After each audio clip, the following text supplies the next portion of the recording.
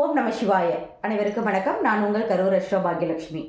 ஐந்து கரத்தனை ஆணை முகத்தினை இந்தின் இளம்பெறை போலும் ஏற்றனை நந்தி மகந்தனை ஞான கொழுந்தினை புந்தியில் வைத்தடி போற்றுகின்றேனே. மாதா பிதா குரு குலதெய்வம் மற்றும் எனது இஷ்ட தெய்வமாகிய ஸ்ரீ சமயபுரத்தாளின் பொற்பாதத்தை தொட்டு நான் இந்த சிற்றுரையை துவக்குகிறேன். அனைவருக்கும் வணக்கம்.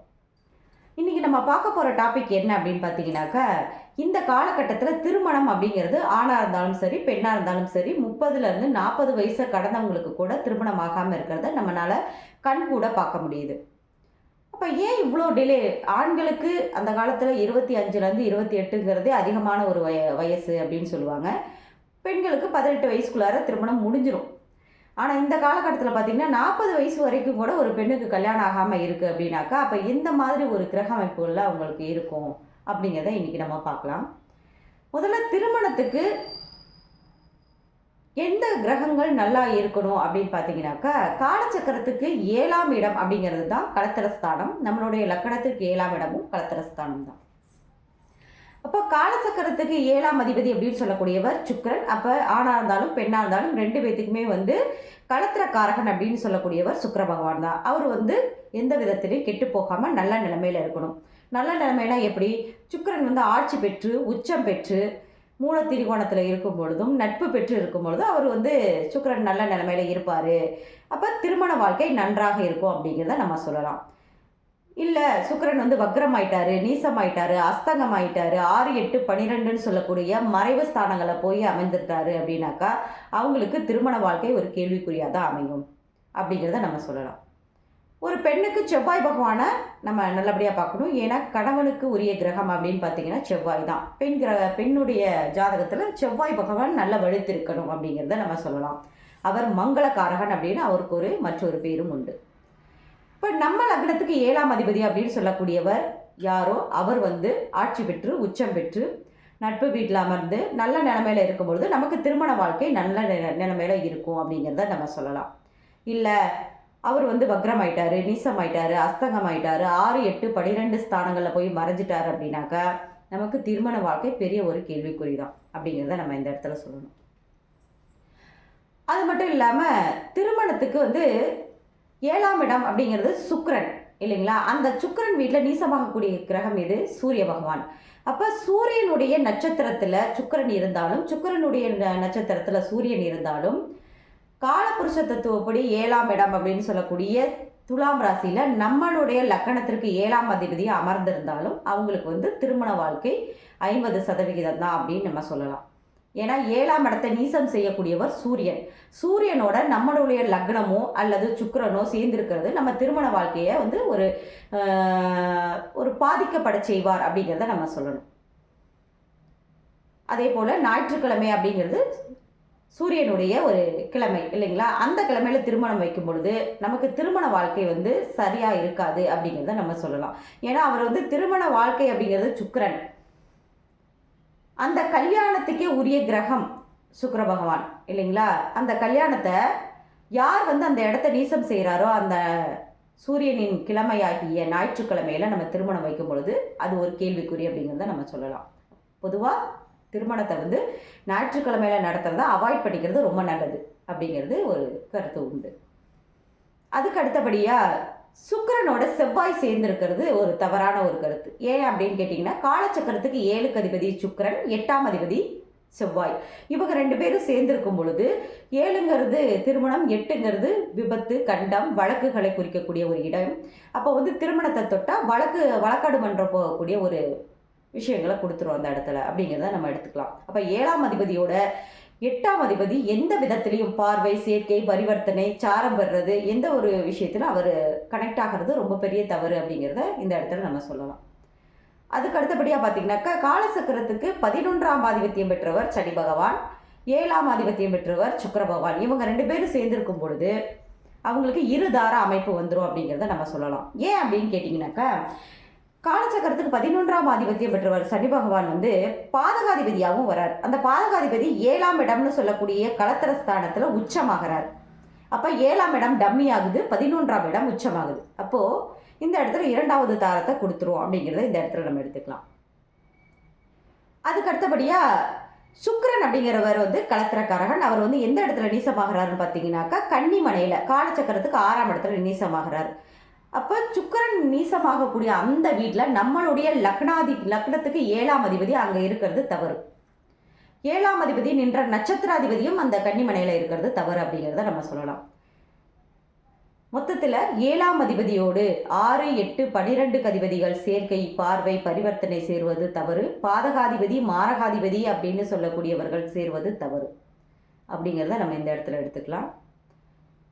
இப்போ ஒரு உதாரண ஜாதகம் ஒன்று போடலாம்.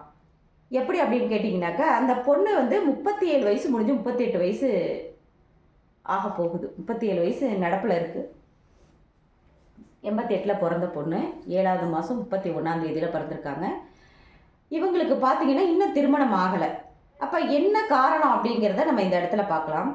நம்ம ஏற்கனவே சொன்னோம் இல்லைங்களா, களத்திரக்காரகன் சுக்கிரன் வந்து எந்த விதத்துலேயும் நமக்கு வந்து பழுதுபடக்கூடாது அப்படிங்கிறத நான் சொன்னேன் இல்லைங்களா. இந்த இடத்துல பாருங்கள், களத்திரக்காரகன் சுக்கிரன் அப்படிங்கிறவர் லக்கணத்துக்கு 12ஆம் இடத்துல போய் மறைஞ்சிட்டார். அது முதல்ல ஒரு தவறு. அதுக்கு அடுத்தபடியாக ஒரு பெண்ணுக்கு செவ்வாயை தான் நம்ம முதல்ல பார்க்கணும். செவ்வாய் பகவான் இவங்களுக்கு 9ஆம் இடத்துல இருக்கிறாரு. ஆனால் அவர் வந்து சனி சாரம் 8ஆம் அதிபதி சாரம் வாங்கி சாரநாதன் 6ஆம் இடத்துல உட்கார்ந்துருக்கிறார். 7ஆம் அதிபதியோடு 6, 8, 12 அதிபதிகள் சேர்க்கை, பார்வை இருக்கவே கூடாது அப்படிங்கிறது நம்ம எடுத்துக்கலாம். அதுவும் 8ஆம் அதிபதி கண்டிப்பாக அந்த சேர்க்கை எந்த விதத்திலும் இருக்கக்கூடாது. உறவுகள் சார்ந்த விஷயத்தில் 8ஆம் இடம் வந்து அசிங்கத்தையும் அவமானத்தையும் வழக்காடு மண்டலத்தையும் தான் கொண்டு போய் கொடுக்கும் அப்படிங்கிறத இந்த இடத்துல நம்ம மறக்கவே கூடாது. சரி, அதுக்கு அடுத்தபடியாக பாருங்கள், இந்த பொண்ணுக்கு லக்கணத்திற்கு 7ஆம் இடம் அப்படிங்கிறது தான் கணவனை குறிக்கக்கூடிய ஸ்தானம். அந்த 7ஆம் அதிபதி பாருங்கள் 8ஆம் அதிபதியாகவும் வராரு, அவர் 6ஆம் இடத்துல இருக்காரு. அப்போ இந்த இடத்துல 6, 7, 8 3 பாவகங்களோடு அந்த 7ஆம் அதிபதி கனெக்ட் ஆகுது. அது மட்டும் இல்லை, 7ஆம் அதிபதி கேதுவின் சாரம் வாங்கியிருக்கு. கண்டிப்பாக சொல்கிறேன், 7ஆம் அதிபதி ராகு கேது சாரங்கள் வாங்கவே கூடாது. அப்படி வாங்கியிருந்தாலும் அவங்க 3, 6, 8, 12ன்னு சொல்லக்கூடிய மறைவு ஸ்தானங்களை போய் அமர்ந்தாங்க அப்படின்னா அவங்களுக்கு முதல் தாரம் நிற்காது அப்படிங்கிறது 100% உண்மை. ராகு கேதுகளுக்கு கால்கள் கிடையாது. அப்போது ஒருத்தர் வந்து நல்லா ஸ்ட்ராங்காக இருந்தால் தானே இன்னொருத்தரை தூக்கிட்டு போகும்போது அவர் வந்து பலமாக இருப்பார். இன்னொருத்தரை அவர் தூக்கிட்டு போய் கரெக்டாக அவர் எங்கே போகணுமோ அவங்க கொண்டு போய் சேர்த்துவார். ராகு கேதுக்களுக்கு கால்கள் கிடையாது. அதுவே ஏற்கனவே பலவீனமான ஒரு கிரகம். அது ஏன் அப்படின்னு கேட்டிங்கனாக்கா, அது ஆன்டி கிளாக் வைஸில் சுற்றக்கூடிய ஒரு கிரகம். ஆன்டி கிளாக்னா என்ன, ரிவர்ஸில் போகும். அப்போ 7ஆம் அதிபதி வந்து ராகு கேதுக்கள் சார வாங்கினாக்கா ரிவர்ஸில் 6ஆம் இடத்துக்கு தான் நோக்கி இழுத்துக்கிட்டு போகும். 6ங்கிறது ருணரோக சத்ருஸ்தானம் அப்படின்னு சொல்லக்கூடிய ஒரு விஷயம். அவர் எங்கே அமர்ந்திருந்தாலும் அவர் வந்து ரிவர்ஸில் கொண்டு போகும்போது அந்த தன்மையை வந்து அவர் ரிவர்ஸாக தான் செய்ய கடமைப்பட்டவர் அப்படிங்கிறத நம்ம எடுத்துக்கலாம். அப்போ இந்த பொண்ணுக்கு வந்து 7ஆம் அதிபதி கேது சாரம் வாங்கினது ஒரு தவறு. அவர் 8ஆம் அதிபதியாகவும் இருப்பது இன்னொரு தவறு. அவர் வந்து 6ஆம் இடத்துல இருக்கிறது அது 3வது தவறு. அப்போ 7ஆம் அதிபதி ரொம்ப பலவீனப்பட்டு இருக்கிறார் அப்படிங்கிறது இந்த இடத்துல நம்ம எடுத்துக்கலாம். சரி, அப்புறம் அதுக்கப்புறம் பார்த்தீங்கன்னாக்கா குடும்பஸ்தானம் அது எப்படி இருக்குது அப்படிங்கிறத பார்த்தோம்னாக்கா, குடும்பஸ்தானத்தில் பாருங்கள் கேது பகவான் அமர்ந்திருக்கிறார். கேது பகவானை வந்து அவர் சுக்கிர சாரம் வாங்கி சுக்கிரன் 12க்கு போயிட்டார். அப்போது குடும்பம் அமையறதுல இந்த பொண்ணுக்கு ஒரு தடை இருக்குது அப்படிங்கிறது இதுலையும் தெரியுதுங்களா. அதுக்கு அடுத்தபடியாக 5ஆம் இடத்தை பார்க்கணும்ல. நம்ம எண்ணங்கள், செயல்கள், குழந்தையை குறிக்கக்கூடிய ஒரு பாவகம், குலதெய்வத்தை குறிக்கக்கூடிய ஒரு பாவகம், நம்ம காதல், நம்ம ஒரு லவ் பண்ணுறோம் அப்படின்னாக்கா அதையும் 5ஆம் இடம் தான் சொல்லுது. அப்போ அந்த 5க்கு அதிபதி அவர் 10ஆம் அதிபதியாகவும் வந்து 9ஆம் இடத்துல இருக்கிறார். ஆனால் அவர் என்ன சாரம் வாங்கியிருக்காரு பாருங்க, சனி சாரம் வாங்கியிருக்காரு. 8ஆம் அதிபதி சாரம் வாங்கி 6ஆம் இடத்துல உட்காந்துருக்காரு. அப்போ இந்த பொண்ணு நினைக்கக்கூடிய விஷயங்கள் எதுவுமே தடை தாமதத்தோடு தான் இருக்கும், நினைக்கிறது நடக்காது அப்படிங்கிறத இந்த இடத்துல சொல்லலாம். 5ஆம் அதிபதி 8ஆம் அதிபதியோடு சேரும் பொழுது காதல் தோல்வி அடையும் அப்படின்னு சொல்லலாம். இந்த பொண்ணு காதல் பண்ணியிருக்க வாய்ப்பு இல்லை, பட் காதல் பண்ணியிருந்தாலும் தோல்வி அடைஞ்சிருக்கும் அப்படிங்கிறத இந்த இடத்துல சொல்லலாம். அதுக்கு அடுத்தபடியாக பாருங்கள், இங்கே இந்த விஷயங்கள் எல்லாமே பார்த்துட்டு இப்போ 7ஆம் அதிபதியும் 11ஆம் அதிபதியும் நேருக்கு நேராக பார்த்துக்கிறாங்க. நம்ம பாடல்கள் சித்தர்கள் பாடின பாடல்லையே ஒரு பாடல் இருக்குது. என்ன அப்படின்னு பார்த்தீங்கன்னாக்கா, 7ஆம் அதிபதியும் 11ஆம் அதிபதியும் சேர்க்கை பார்வை பெற்றிருக்கும் பொழுது அவங்களுக்கு 2 தார அமைப்பு உண்டு அப்படிங்கிறது ஒரு பாடல் இருக்குது. கொள்ளும் லாபாதிபதியும் கலஸ்தர ஸ்தானாதிபதியும் ஒருவரை ஒருவர் பார்த்திட சேர்ந்திட உள்ளத்தாரமே இரண்டு அப்படின்னு ஒரு சித்தர் பாடி வச்சிருக்காரு. அப்போது அந்த 7-11ங்கிறவங்க நேருக்கு நேராக 2 பேரும் பார்த்துக்கிறாங்க. அப்போ இந்த பொண்ணுக்கு 2 தார அமைப்பு இருக்குல்ல அப்படின்னு தான் நம்ம நினைப்போம். ஆனால் அப்படி இல்லை. காரணம் என்ன அப்படின்னு கேட்டிங்கன்னா, 7ஆம் அதிபதி பலவீனமாகி 11ஆம் அதிபதி பலமாக இருக்கும் பொழுது அவங்களுக்கு இருதார அமைப்பு வரும் அப்படிங்கிறத நம்ம சொல்லலாம். ஆனால் இந்த பொண்ணுக்கு பாருங்கள், 7ஆம் அதிபதியும் பலவீனமாக இருக்காங்க, 11ஆம் அதிபதியும் பலவீனமாக இருக்காங்க. அப்போது அதாவது முதல் தாரமே நடக்கலை, அப்புறம் எப்படி 2ஆம் தாரத்துக்கு போகிறது இல்லைங்களா?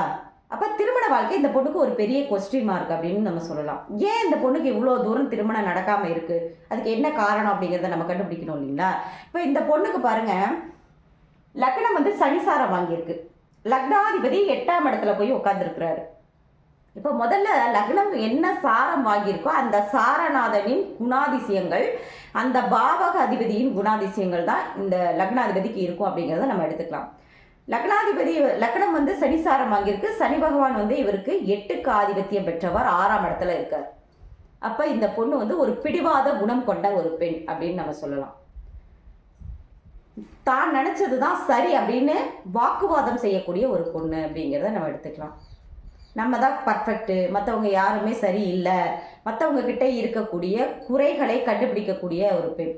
யாராக இருந்தாலும் சரி, ஒரு மாப்பிள்ளையை கூட்டிகிட்டு வந்து நிறுத்தினாக்கா, இந்த பையன் நெட்டையாக இருக்கான், குட்டையாக இருக்கான், நல்லா இல்லை, வாய் சரியில்லை, மூக்கு சரியில்லைன்னு எதையாவது ஒரு காரணத்தை சொல்லி இந்த பொண்ணே தான் ரிஜெக்ட் பண்ணிகிட்டு இருக்கும். இந்த பொண்ணோட திருமணத்துக்கு காரணம் யாருன்னு பார்த்தீங்கன்னா அந்த பொண்ணாக தான் இருக்கும்.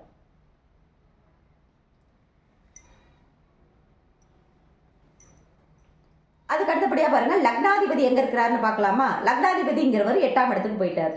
லக்னாதிபதி 8ஆம் இடத்துக்கு போனாருனாக்கா, 8ங்கிறது ஏற்கனவே நான் சொன்ன மாதிரி தான் அவமானங்களை குறிக்கக்கூடிய ஒரு ஸ்தானம், வழக்குகளை குறிக்கக்கூடிய ஒரு ஸ்தானம். அப்போ அந்த இடத்துல லக்னாதிபதி போய் உட்காரும் பொழுது இந்த பொண்ணே அசிங்கம் அவமானங்களை தேடி போய் உட்காந்துக்குவாங்க அப்படின்றது இந்த இடத்துல சொல்லுது. அவர் வாங்கியிருக்கக்கூடிய சாரம் பாருங்க, ராகு சாரம். ராகுவும் அதே 8ஆம் இடத்துல இருக்கு. அப்போ இந்த பொண்ணுக்கு 6, 8 லக்னம், இந்த பாவகங்கள் ரொம்ப ஸ்ட்ராங்காக கனெக்ட் ஆகிருக்கு. அப்போ இந்த பொண்ணு எதை பேசினாலும் ஆகாதது தான் பேசும், ஆகாதது தான் சொல்லும். மற்றவங்க சொல்கிறத இந்த பொண்ணு கேட்கவே கேட்காது. நான் சொல்கிறத நீங்கள் கேளுங்க அப்படின்னு சொல்லும். ஆனால் இந்த பொண்ணு சொல்கிற முடிவுகள் சரியாக இருக்குமான்னு கேட்டாக்கா சரியாக இருக்காது. தவறான முடிவுகளை தான் இந்த பொண்ணு எடுப்பாங்க. 6, 8ங்கிறது அவ்வளோ பெரிய 6 கூட ஒரு பரிகாரத்தில் கட்டுப்பட்டது. 8ஆம் இடம் அப்படிங்கிறது எந்த ஒரு விஷயமும் கட்டுப்படாது. அப்போ இந்த பொண்ணு வந்து யாருக்குமே கட்டுப்படக்கூடிய ஒரு பெண்ணாக இருக்க மாட்டாங்க. அடமண்ட் கேஸுன்னு சொல்லுவாங்க இல்லைங்களா, அந்த மாதிரி ஒரு விஷயத்தில் இருப்பாங்க. அதுக்கு அடுத்தபடியாக பாருங்கள், லக்னாதிபதி ராகுவோடு சேரும்போது தன்னை தானே பெருமையாக நினச்சிக்கிறது, தன்னை தானே வந்து ப்ராடாக நினச்சிக்கிட்டு எல்லாத்த விட நான் தான் பெஸ்ட்டு, நான் தான் கரெக்டு அப்படின்னு சொல்லக்கூடிய பண்பு இந்த பொண்ணுக்கிட்ட இருக்கும். அப்போ இவங்களுக்கு வரக்கூடிய பார்ட்னர் வந்து எப்படி அமையணும் அப்படின்னு பார்த்தீங்கன்னாக்கா, இவங்க என்ன சொன்னாலும் அவர் சரிமா அப்படின்னு கேட்கக்கூடிய பார்ட்னராக இருந்தால் மட்டும்தான் இவங்களோட வாழ முடியும். அப்படி இல்லைனாக்கா வாழ்கிறது ரொம்ப கஷ்டம். இவங்களுக்கு அப்படிப்பட்டவங்கள தான் நம்ம பார்த்து கல்யாணம் பண்ணி வைக்கணும்.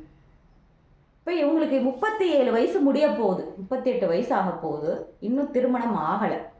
அதுக்கு காரணம் என்ன அப்படின்னு பார்த்தீங்கன்னா, 7ஆம் அதிபதியும் பலவீனமாக இருக்கிறாரு, குடும்பாதிபதியும் பலவீனமாக இருக்கிறாரு, 5ஆம் அதிபதியும் பலவீனமாக இருக்கிறாரு, 9ஆம் அதிபதி பாருங்கள் பாதகஸ்தானம் ஏறிட்டார். ஒரு ஜாதகத்தில் 1, 5, 9ன்னு சொல்லக்கூடிய திரிகோண ஸ்தானங்கள் நல்லா இருந்தால் தான் நம்மளுடைய லைஃப் வந்து நல்லா இருக்கும். திருமண வாழ்க்கைக்கு 7ஆம் அதிபதி ரொம்ப ரொம்ப முக்கியம். அவர் ரொம்ப பலவீனமான ஒரு நிலைமையில இருக்கிறார். அப்போ இந்த பொண்ணுக்கு திருமணம் அப்படிங்கிறது ஒரு பெரிய கேள்விக்குறியாக இருக்குது. இந்த பொண்ணுக்கு நிறைய பரிகாரங்கள் செஞ்சுருக்காங்க, ஆனால் எந்த பரிகாரமும் பலிக்கலை. இவங்க எப்படிப்பட்ட திருமணத்தை பண்ணினா நல்லா இருக்கும் அப்படின்னு பார்த்தீங்கன்னாக்கா, இவங்களை விட படிப்புல, அழகுல, வசதியில், அல்லது மாற்று இனத்தில், அதாவது மாற்று ஜாதியில், இவங்க என்ன கம்யூனிட்டின்னு தெரியாது, ஆனால் நம்ம அப்படியே கல்யாணம் பண்ணாலும் வேறு ஒரு ஜாதியில் கல்யாணம் பண்ணும்போது இவங்களுக்கு நல்ல ஒரு திருமண வாழ்க்கை அமையும். அல்லது ஏற்கனவே திருமணமான ஒருத்தரையோ அல்லது ஆல்ரெடி திருமணமாகி குழந்தை இருக்கிற ஒரு நபரையோ இவங்க தேர்ந்தெடுத்து கல்யாணம் பண்ணிக்கிட்டாங்கன்னா எந்த ஒரு பிரச்சனையுமே இல்லாமல் லைஃப் வந்து ஸ்மூத்தாக போகும் அப்படிங்கிறத இந்த இடத்துல நம்ம சொல்லலாம். நாங்கள் அப்படி சொல்லி தான் அவங்கள அனுப்பி வச்சுருக்கோம். ஆனால் அந்த பொண்ணு கொஞ்சம் அதை கேட்குறதுக்கு வாய்ப்பு இல்லை. ஆனால் அப்படி இறங்கி வந்து திருமணம் பண்ணிக்கிட்டாங்க அப்படின்னா அவங்க வாழ்க்கை வந்து சுபிட்சமாக அமையும் அப்படிங்கிறத சொல்லி நாங்கள் அனுப்பியிருக்கோம். இப்போ திருமண வாழ்க்கை அப்படிங்கிறது நமக்கு வந்து இறைவன் போட்ட முடிச்சு. இது அனைத்துமே கர்மா தான், நம்ம பண்ணிட்டு வந்த கர்மா தான். அதன் பிரகாரம் தான் நமக்கு கிரகங்கள் அமர்ந்திருப்பாங்க. கிரகங்கள் அமர்ந்து அவர் சாரநாதனும் அதுக்கு தகுந்த மாதிரி தான் அமர்ந்திருப்பார். இது போன்ற ஜாதகங்கள் ஏகப்பட்ட விஷயங்கள் இருக்குது. இனி வரக்கூடிய நாட்களில் ஒவ்வொன்றா நான் எடுத்து உங்களுக்காக போட்டு காமிக்கிறதுக்கு நான் ஆசைப்பட்றேன். நன்றி, வணக்கம்.